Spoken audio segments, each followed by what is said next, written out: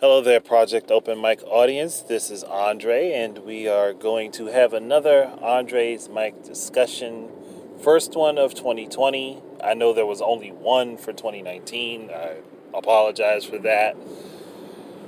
A lot of personal changes happened in my life, and there were a lot of things that I had to work on, and I'm still working on. But being in a somewhat better mental place to be able to actually have the discussions that need to pop up, that need to appear, things that I feel like should be talked about more often, I'm going to do that. Now, unfortunately, I don't always have the time to just sit at home and do a long recording and talk about things. But the flip side to that is I do have technology on my side, and I can do these recordings pretty much anywhere as long as I have my cell phone charged. So, while I'm working and I work alone, I'm recording this. And it's because this is something that I'm personal witness to myself in my own life. And I'm starting to see a pattern of things that I'm pretty sure I would have largely ignored before. I would have ignored it personally, not because out of maliciousness or anything, and just denying that people have had negative experiences and things like that follow this pattern, but simply because it wasn't something that personally affected me. So, like any other human being, I pushed it off the radar. But the problem was, it was personally affecting me, and I wasn't in realization of it. And it takes a good long while for you to understand when something is bothering you or harming you when you are in constant denial of it. It really, truly does take you a good while to understand these things. And so, I've been doing research on some things and checking into, well, not necessarily checking into a bunch of things, but I've been doing some research on some stuff, and it's become something that really bothers me as I see patterns of things that I'm pretty sure existed for a very long time. And to me, seeing this, noticing this, realizing it, and then seeing this flow of events that follows others around, and having dealt with my own version of the exact same thing, I guess I have more empathy for those people now than I would have before. And I did this talk last year, back in September, where I posted that discussion back in how you destroy a man or destroy a person in general. But this typically I see happens more to men because we're the easier target for it. Because when you're a guy, you're brought up to be tough, you're strong, and nothing's supposed to affect you. You're supposed to be able to turn off your emotions and not have anything bother you. But that's never the actual case. And when you do turn off your emotions, it's not because you're strong. It's because you're broken. It's because you're weak. It's because you're susceptible. And all of that pain, it follows you. It builds up. It stores up. You may not be feeling it at the time because you have shut everything down. But the moment you open yourself back up, all of that comes flooding back in, and it hits you like a brick wall. It feels like something heavy just gets dropped on top of you. And your mind becomes so rattled, so confused, so utterly destroyed that it's just impossible to fully let it go. It's impossible to just deal with it without reaching out to other people, without seeking help, without seeking some sort of guidance, without finding some sort of counseling or therapy. It rattles you down to your very core, to your essence. It will utterly destroy you as a person and leave you a waste of yourself that is difficult to recover from. Again, this is speaking from personal experience. I'm not going to lie. This is speaking from personal experience. As much as I wish that wasn't the case, it is the case for me. Personally, I have been a wreck as a person. And I've been trying to deny that I've been this wreck. I've been trying to deny that I've been so far down into the dirt that I've been buried up above my head by 10 feet. I've been trying to deny that. It's mostly because of my own weakness of not wanting other people to feel sorry for me, not wanting people to be concerned about me. And that is a weakness. That is a very profound weakness, especially when it comes down to male psychology, because we are taught that we have to be strong. We're taught that we have to be tough. We're taught that we're supposed to be unfeeling about things. And it's not necessarily something that everybody's parents directly teaches them. It's a societal thing. Because honestly, me growing up, my parents taught me to be open about things, taught me to confront my issues. But as I grew up and I started to pull away from them on my own, and I got mixed up into what everyone else was going through, I started to shield myself from those things and started to deny when I was feeling something wrong, when I was feeling down and I couldn't control how my emotions were out of control. I was denying myself those things. And it even started going into my marriage. When I got married, I felt like I had found the person that I would be with for the rest of my life. I found out that wasn't true. And it's tough to admit this. But she was very psychologically and emotionally manipulative of me. And I feel like that is my own fault, because I know I personally gave that power over to her to be that way to me. I gave her that power to be that way to me because I felt like it was a way to protect her. It was stupid of me, but I felt like it was a way to protect her. If I gave her the power of the situation, then she would be protected. She'd have my power to protect her. And while it sounds chivalrous, it's very stupid. It's very stupid. Because trying to be the knight in shining armor, giving my tools away to her to protect her, I left myself defenseless. I left myself in a position where I could be constantly hammered down and I had no way to protect myself. And all I could do was take the blows, take the hits, take the pain, and just keep taking it and taking it and taking it and taking it and taking it until I was just fully broken. And once a pawn is broken and useless, it's cast aside. It's kind of how that worked out.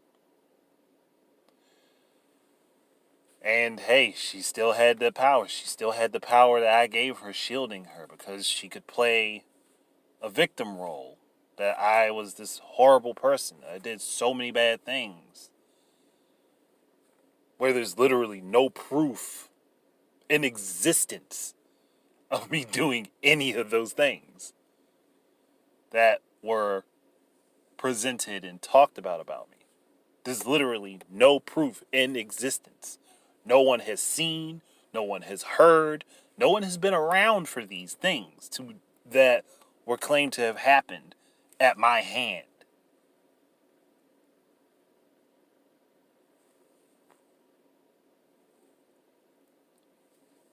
But that's kind of how it went.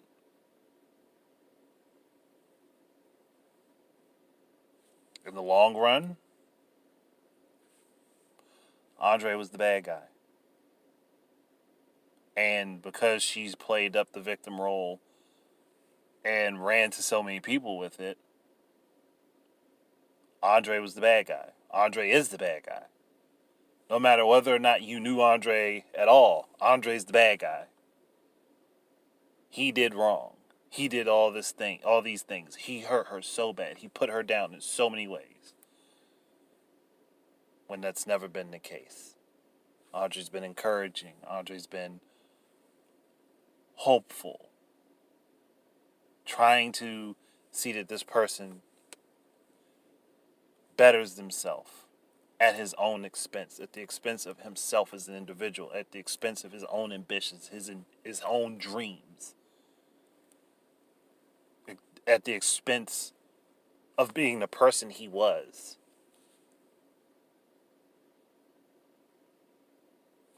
But she played the victim card. I mean, it's much easier to believe that a woman is a victim of a man than it is to believe that a man is a victim of a woman. It's much easier to believe that. Hell, that's what led me into that situation, because it's much easier to believe, even for me, it would be much easier for me to believe that I was supposedly this horrible person that beat her down emotionally, that beat her down psychologically, that made her feel like nothing on a regular basis. It would be easier for me to believe that if it were true. When I know to the contrary that never actually happened, and I've seen that these things were said about me. I've seen that these things were told to all these people, and then I've seen that I was blocked away from being able to see these things. I was blocked away from being able to defend myself against these things. I was blocked away from being able to respond to these things. I was isolated out of the group so that I could not voice what was going on. I could not say anything to the contrary. But even if I was able to voice anything, even if I was able to defend myself, the automatic thing would have been presented as, well, he's lying. He's always lied.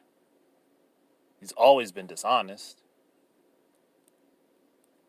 Which, again, not the case. Now, I will fess up to my own faults. I have done things wrong. I have done many things wrong in my marriage. Some things I ran headlong into and just did them.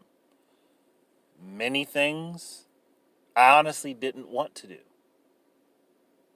And most of it revolves around infidelity with me. And infidelity, when it comes down to me personally, my own,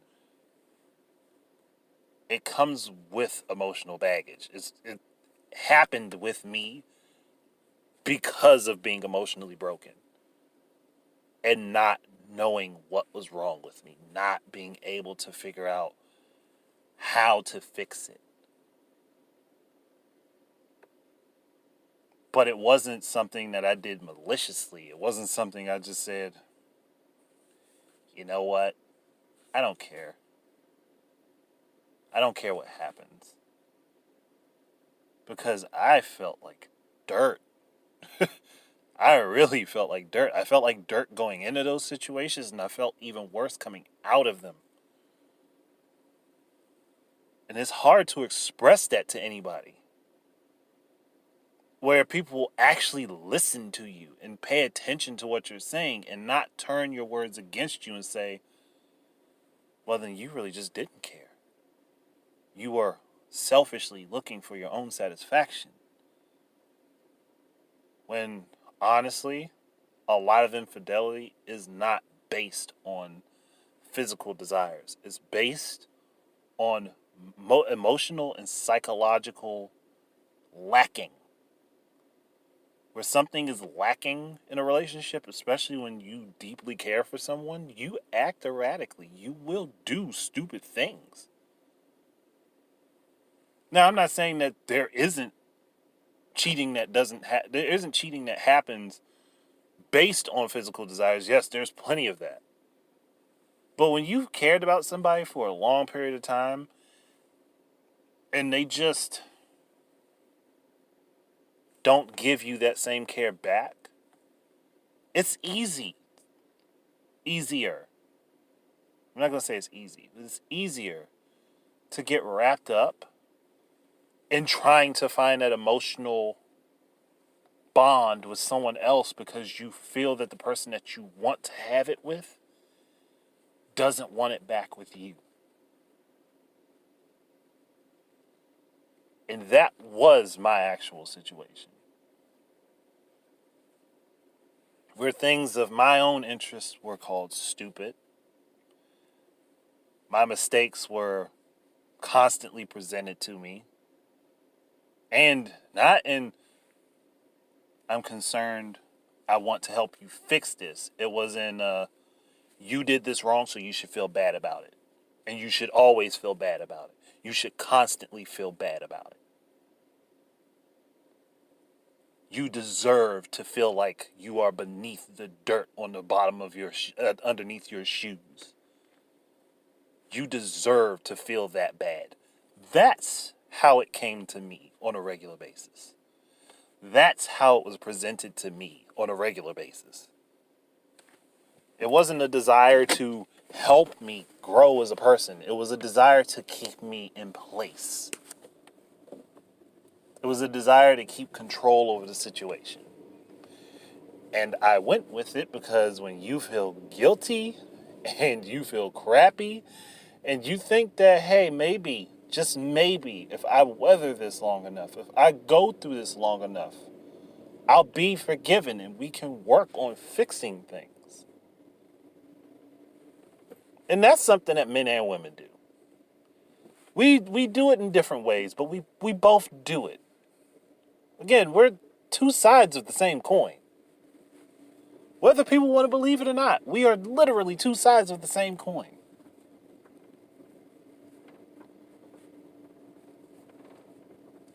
But again, I've done my wrongs, and I admit to it. And everything in me has always wanted that to not be the case, that I didn't just go do these things. I'm like, I wish I could go back in time and say, hey, nope, I never did this. I stopped myself. I didn't do these things. And there are many times where I could have gone out and do things like that and just continue to be that person that I was trying to escape. And I didn't. Again, I didn't want to just ruin my relationship because it wasn't something I had a desire for. I just wanted to be supported the same way I gave support. I don't think that that's an unfair thing to ask. And I see that actually it's become a commonality I see with a lot of men. That's why the suicide rate for divorced men with children is much higher than that of divorced women with children. And people think that men don't care about their kids. Yes, we absolutely do. We absolutely do. But when you've been pulled apart from your family and there's been lies told about you, or people have been constantly slamming your name, and then this other guy shows up and you feel like you lose touch with your kids. You feel like you've been pulled apart, separated, broken. Your connection to them has been destroyed. I can fully understand, 100% fully understand why a father in that situation would feel like he has no hope. He feels like he has nobody to turn to. He feels like he has no one that can understand him in his situation. No one that can help him become better than what he is. No one that can help him pick himself up off the ground.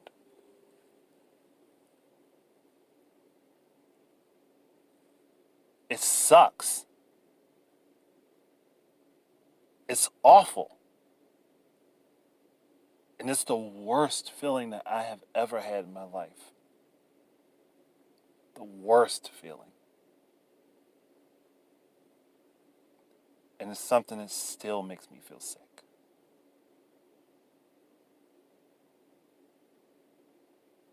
So I can understand why there are men that will be more willing to take their lives than to suffer through that hell. I fully understand it. The only reason I don't think that way is because I do have a truly helpful support system in my life. And they dragged me back. They dragged me back so that I didn't get to that point. But if I didn't have people that cared about me that way,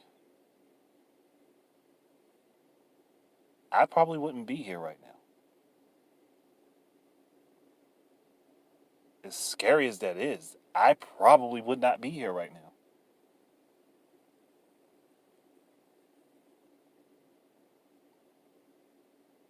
That's something I don't like admitting.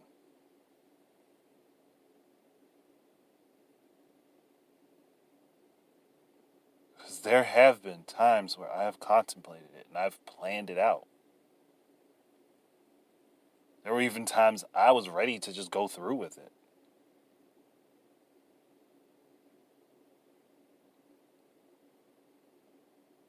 And I couldn't.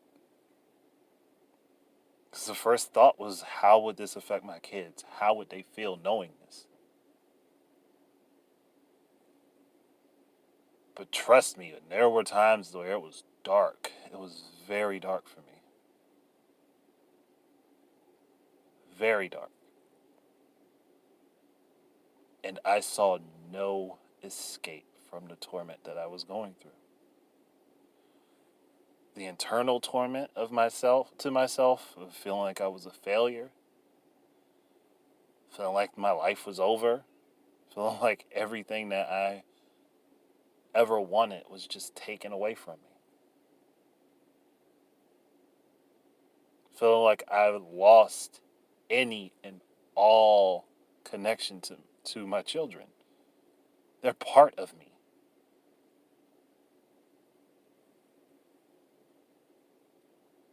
All of that mounting on top of seeing and hearing somebody that you have deeply cared about for a long period of time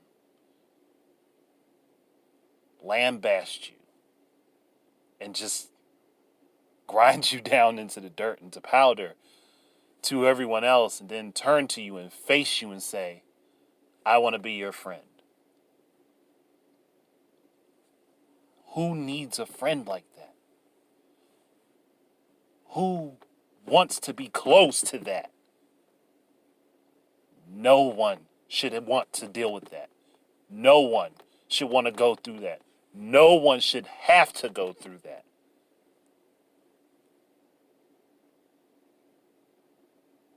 But yet we do.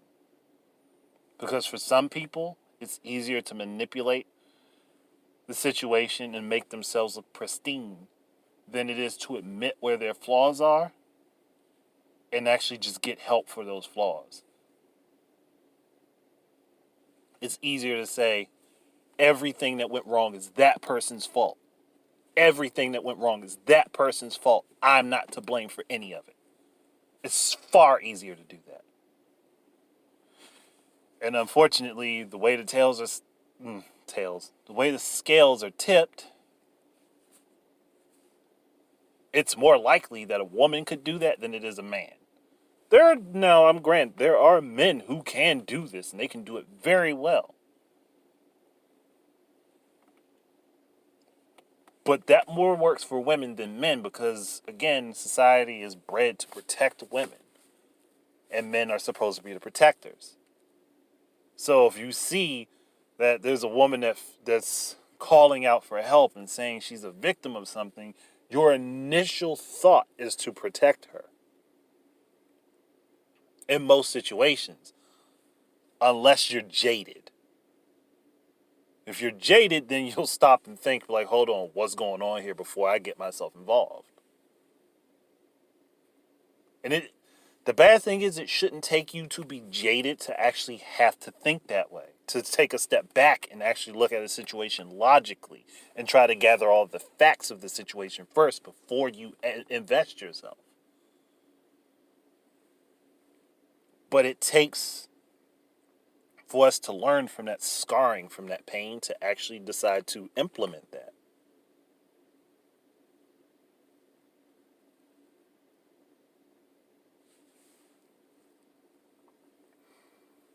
And unfortunately for me, I'm one of the guys that had to learn it the hard way. And it's horrible. It sucks. Again, it sucks massively. And yeah, a lot of this is highly personal stuff. But at the same time, I feel like this is one of those things that can help people. It can help someone, somewhere, so that they don't have to go through the same thing that I and many other men have had to go through. So that they don't have to deal with the same thing that I have had to deal with. So that if there is hope for them, that they see it early on. And that they can go ahead and move forward and do something better with themselves. And let go of that situation that's bogging them down, that's toxically destroying them. Because the best poisons kill you from within. Yeah, acid can burn you. But you can avoid acid. But a poison, once it gets in your system, it's hard to get rid of it. It's there. It becomes part of you. Acid doesn't do that. It eats at you. It will tear away at you from outside. But again, you can avoid it. Poisons, though, can be in anything. They can be in anything that you consume.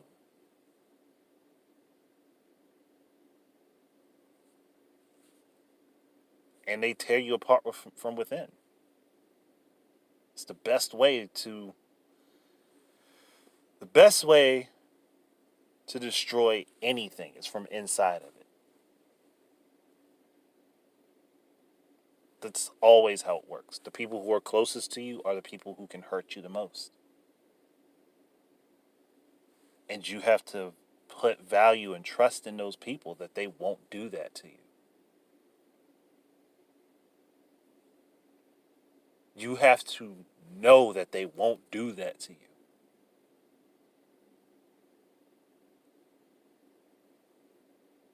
And it breaks you. Again, that's why I'm bringing this up. That's why I'm even talking about this in the first place, is because it was a personal experience. One I've been going through for a long time. One I wasn't willing to try to get help for because I was arrogant and thought I could fix and take care of everything myself. I'll admit it. I was arrogant. I thought I could fix all of my own problems on my own. I thought I could do it without help. I thought that I could keep going through this cycle and that eventually I would find a way to change it. So I guess I'm insane. That's on me. That part of this is wholly my fault because I allowed myself to go through it. I allowed myself to deal with it. I allowed myself to be in that position. And it has negatively kicked back to other people I have cared about. It has negatively impacted anything I've done in the last year or so. Because I was so downtrodden that I couldn't fully function in a way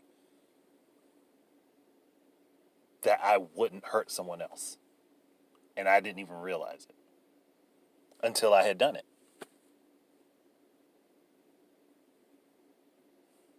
And it's great to come upon that realization after the fact.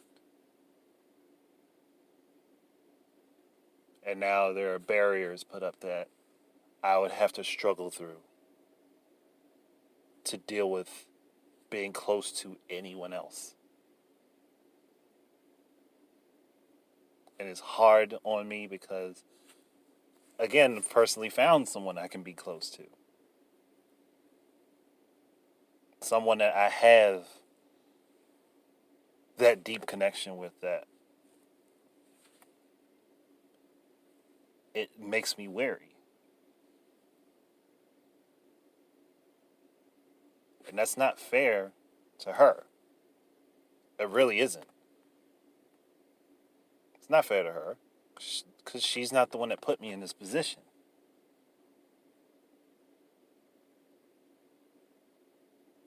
And that's something I have to work on. But again, it was also not fair to anyone. It was going to not be fair to anyone I got involved with at any point in time.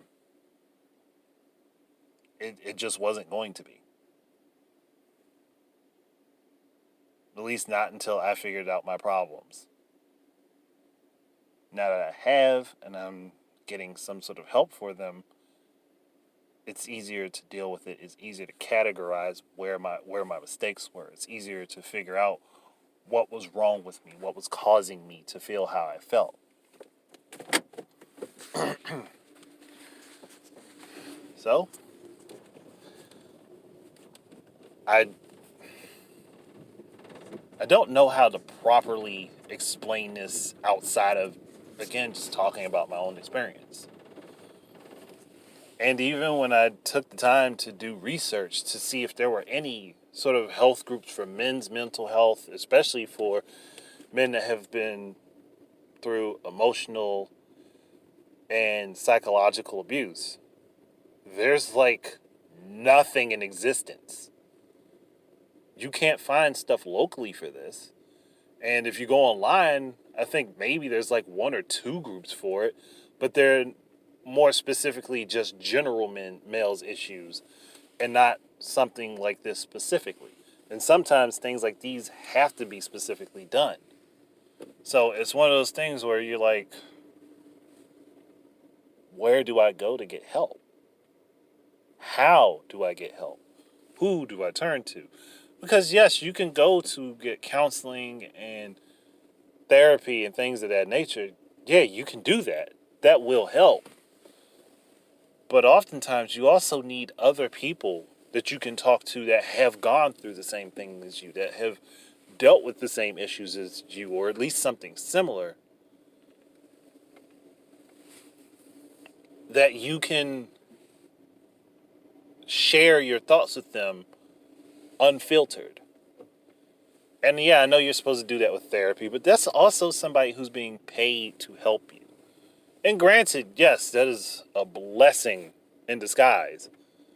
Well, not in disguise. It's a blessing. But sometimes you don't want to have to go seek out the therapist, and you don't want to have to just sit there in a room that's specifically purposed for it. Sometimes you need to talk to other people who have gone through and dealt with the same thing as you. Sometimes you need to do that. And I'm noticing a very big lack of that for men. Again, this is a societal thing. Society has kind of made this the decided thing. We're more about protecting women. We're more about protecting femininity. And I have no problem with that. I have nothing against that. But there shouldn't be an issue with protecting men and protecting masculinity either. Because again, we're still two sides of the same coin. Whether people want to like it or not, we are. One makes up for what the other lacks. That's how it's always been. And it seems like people nowadays do not understand that. And they do understand it and they willfully ignore it, or they don't understand it and they're not willing to learn. But either way, that's how things are. And I can say personally, I have my own outlets for this. I've been working on poetry books. I'm getting back into writing so I can start doing comic books and novels like I've wanted to do for a long period of time. I personally have outlets to let this energy out. But there's always going to be that need to have someone to communicate with. There's always going to be that want to have others to talk to help bear the burden of that pain. And sometimes you don't want to go to your family members. Sometimes you don't want to go to friends that were in your life. Because some people, and granted, I know they don't do it with the intent to make you feel bad, but some people will say, well, I told you that this was going to happen. I saw the writing on the wall. I told you this was coming. And honestly, for your confidence, for your mental well-being, that's not exactly the best thing to hear. Because it's just like, you may have heard them say these things, so you know this is what's coming. You know for a fact that you're going to hear these statements made, and you just don't want to hear that, because that doesn't help you. That doesn't pull you out of that fire. It doesn't pull you away from it. It just honestly pushes you back in. It's counterproductive to your thought processes. And it's not like some simple thing where, somebody said, hey, be careful, that cup's on the table. You're going to knock it over with your elbow if you don't move it or something, or you don't move away from it. That's a minor thing. I don't care hearing I told you so about something like that. But when it comes down to emotional, psychological, and mental issues, you don't want to hear those things. You do not want to hear those words. I told you so was never something you want to hear at that point. It doesn't do you any good. It really doesn't.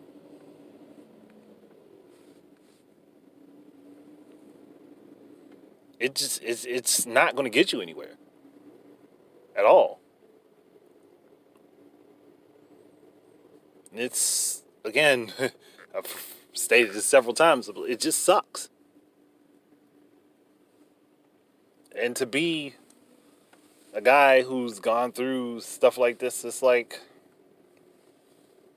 you don't want to say anything because you don't want to appear weak. You don't want to get help because you don't want to appear weak. You don't want to get help because you don't want to look like you're incapable. You don't want to look incompetent.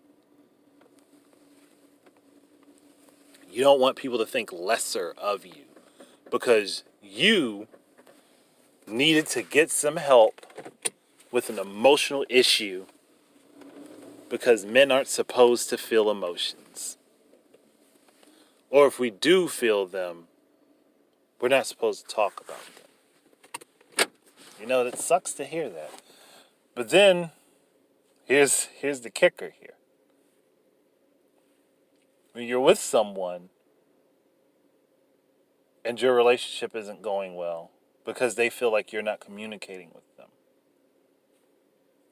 because they don't feel like you're emotionally available to them, but you open up to them, you make yourself emotionally available, but then the very first thing that happens when they're agitated with you is that they turn the vulnerabilities that you've expressed to them, things that you brought to them in confidence, because that's the person that you're supposed to be closest with. That's the person you're supposed to be open with. And the very first thing that they do is take your words and use your pain as a weapon against you. What would make you want to open back up? What would make you want to talk? What would make you want to share those vulnerabilities again? What would make you want to come back and speak and say what you're feeling? What would make you want to open yourself back up to that again, just to be hurt again like that?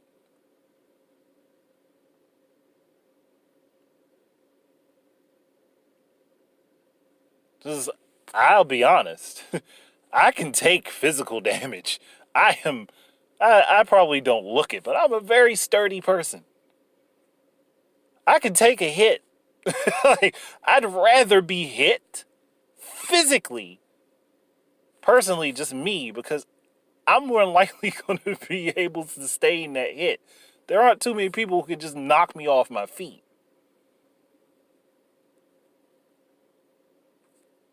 But emotionally, that sticks with you for a much longer period of time. Now, it's even worse when it's a combination of physical and emotional abuse.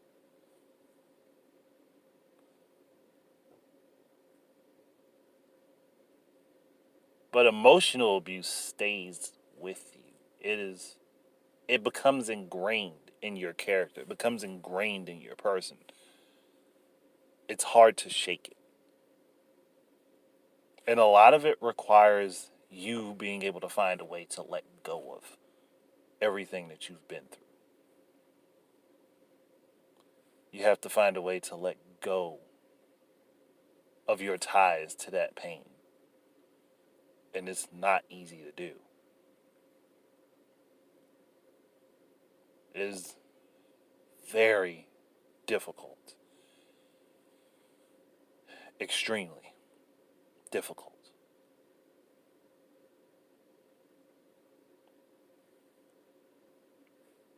And there's nothing at all that just makes that go away. You could be to the point where you feel like you're over it. You think you're okay. And then just one message or phone call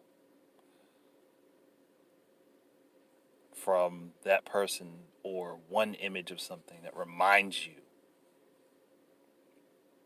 of everything, could just shake your world and ruin your whole day.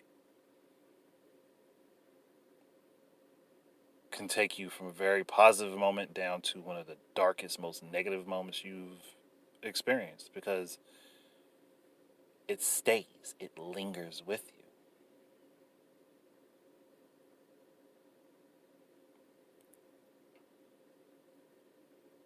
And I'm understanding that a lot of men go through that. A lot. So I understand why the alternative of not having to deal with it seems so appealing. I fully 100% get it. And like I said, if I didn't have a driving force and I didn't have a support system in place right now, I wouldn't be here.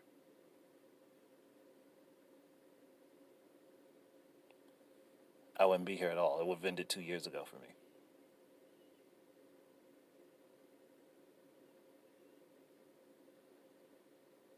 Heck, it could have even ended last year.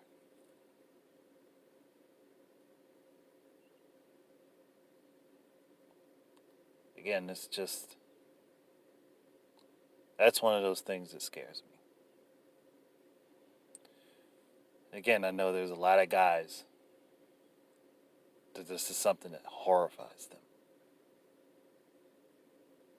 Even if they don't want to vocalize it, they don't want to say it out in the open, it scares a lot of us.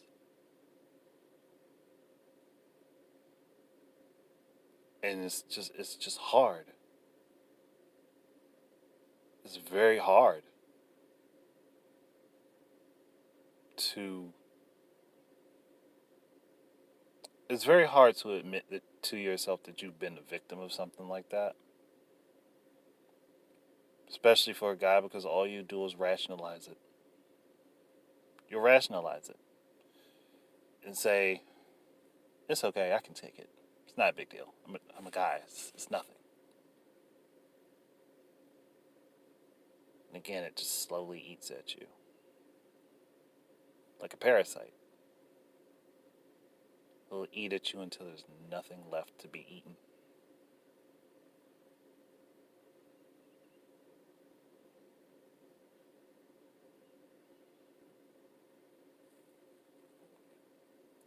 And again, all of these things are things I've gotten to realize and learn through personal experience, through personal pain, through personal suffering.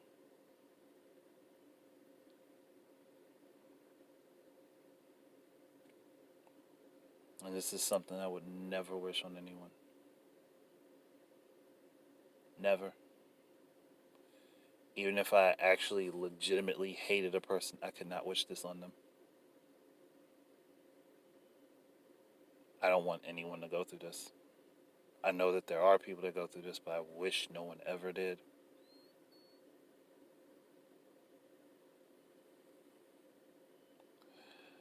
And that is one of the toughest things for me to admit.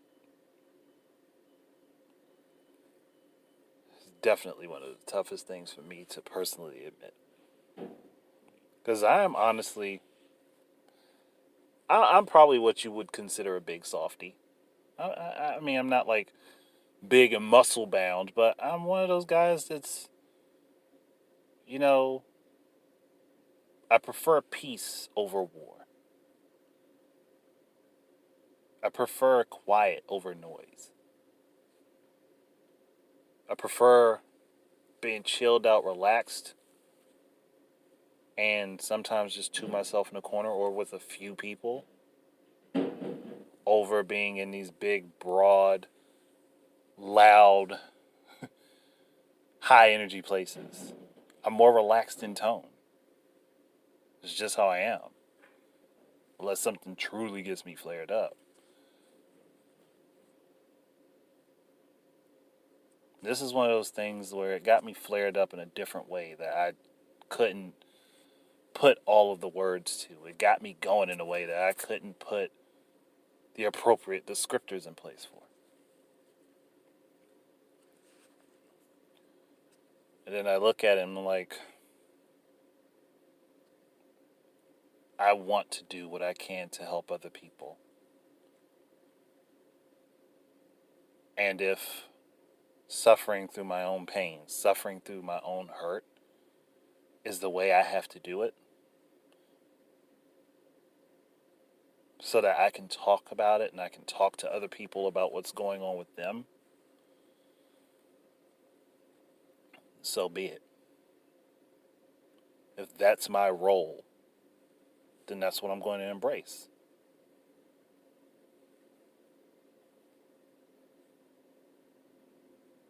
And that's the path that's set in front of me right now. To do what I can to help other people. be it man or woman or anything in between, however you identify yourself, however you look at things, doesn't make a bit of difference to me. Again, this is more about helping people in general. Yes, I know I'm speaking more about wanting to help men. But again, it's because I'm looking at where the resources lie and I see this gap for just men and things that men are dealing with. You can look for this type of stuff for women, for transgendered people. You can find this for them far easier than you can for just your normal everyday average guy that may have just had some traumas like these. And this is a different type of trauma from that of a veteran in a war. Those are things that I wish to never experience in my lifetime. But these types of traumas are things that they stick with you. Any type of emotional trauma, any type of psychological trauma, it sticks with you so tightly. It becomes like a vice grip. And that's why you need to have help to get you out of it.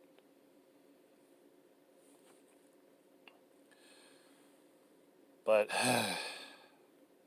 I've gone on about this a lot. And I personally think since I'm not finding too many groups that actually help men with emotional issues, that I may myself start something. And I'm not doing it as a movement of any kind. It's just to be able to help other people that need it. To help other guys that feel emotionally downtrodden, that feel burdened and worn down, that just feel like they have no one that they can turn to for help or support. That's what I want to do. I want to do that. And if I can find a way to get stuff like that set up, I'm going to. It's going to take some time. It's going to take some effort and energy, but I'm going to do it. Along with the laundry list of other things that I want to do with my life. But helping other people is one of my top priorities because I've always helped people throughout my whole life. I've always helped people. It's one thing that has always made me feel good, is to help other people. So one way or the other, I'm going to achieve my goal, whether it's through means like this, where I will discuss a subject in depth personally, from my perspective, or to try to set up groups where you can talk to other guys and other people in general who have gone through a lot of the emotional pains and issues that you have gone through. And I think that that's something that we need. Something that can do good for a lot of people. And I hope that one day I can pull all this together. But I'm going to go ahead and end this here. Thank you for listening to this very long-winded talk and very deeply personal issue that I talked about.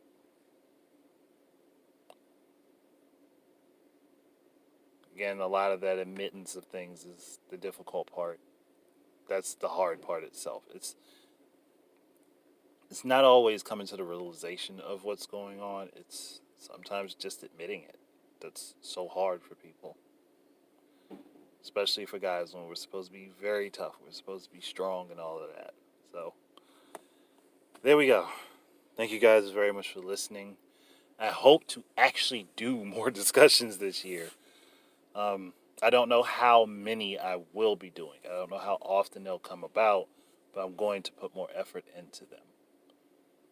It's just one of those things I feel like I need to do. Rather than something I want to do, it's something I feel drawn to doing. So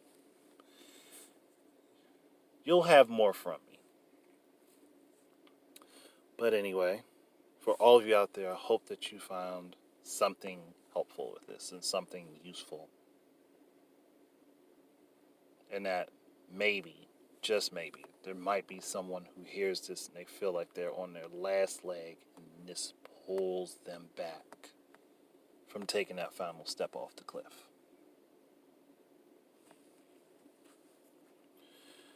But I'm done here.